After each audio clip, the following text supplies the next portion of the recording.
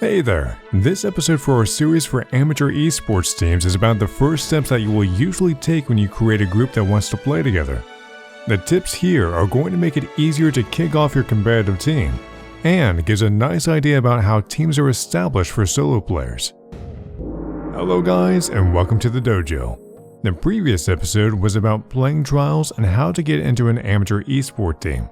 In case you're establishing your own team or get into a freshly formed one, there are common things that the new team should clarify. These fundamental agreements can also help a team that has some history but did not go through the founding process precisely.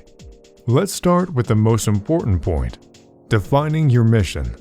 This and all of our guides are made possible by our supporters, who get coaching and a chance to play and manage amateur teams in return.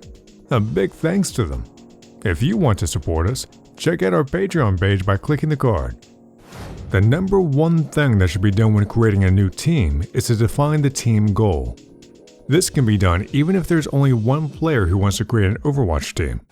The basic idea is that the members need to define the ultimate motivation for the group that can be referred to when making decisions. Examples of general team goals are a fun casual team, fun amateur esports team, ranked competitive team, and amateur esports team. When players join a new team, they should decide whether they share the same goal. There can be a lot of stress between members if this is not clarified right at the beginning.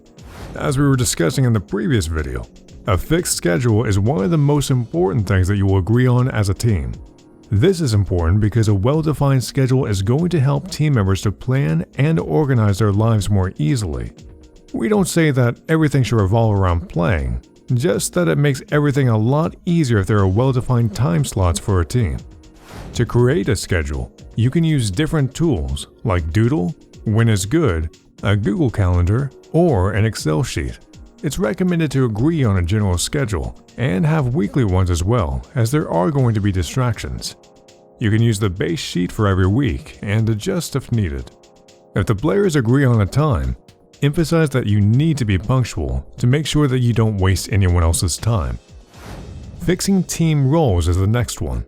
When you have the goal and the time, you need to decide how you're going to play together. It's usually recommended that players keep playing the same hero or the same hero type game after game. This ensures their improvement in the team setting. So go ahead and discuss who wants to play what. It's also important to decide the shot caller and in-game leader role. Don't be afraid to trial a teammate as a shot caller and change it later. The goal is to agree on something everyone is comfortable with. Talk to each other and figure out what works best for you. Next up, we're going to talk about session agendas. When you start off, it's usually just playtime with scrims or ranked games. However, as the team matures, you're going to need more than simple play sessions to keep improving as a team. The following list of team activities can be used as a reference when you're constructing your agenda. Reviewing team VODs together, creating strategies for maps and sections of maps, analyzing pro matches together with the goal of learning from them, drilling hero mechanics and execution with the team, and helping individual players to practice their role and heroes. These are just examples, of course. Go and figure out what works for you.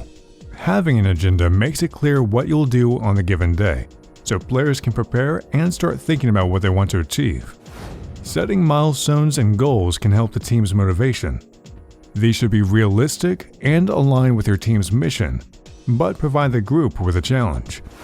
A good milestone is, for example, if you say that you're a 3K SR team and you want to beat the 3.3K range consistently, or participating in cups and tournaments, there are some constrained level ranges that can be fitting. Check Battlefly for example. Links in the description.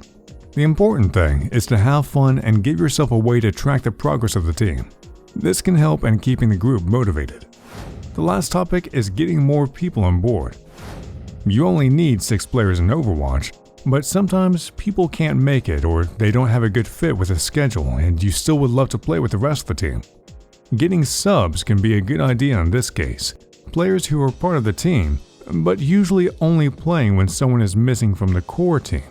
It can also be a good idea to get a spectator or cameraman in the team who records team VODs from a bird's eye view, as this makes it easier to review VODs together.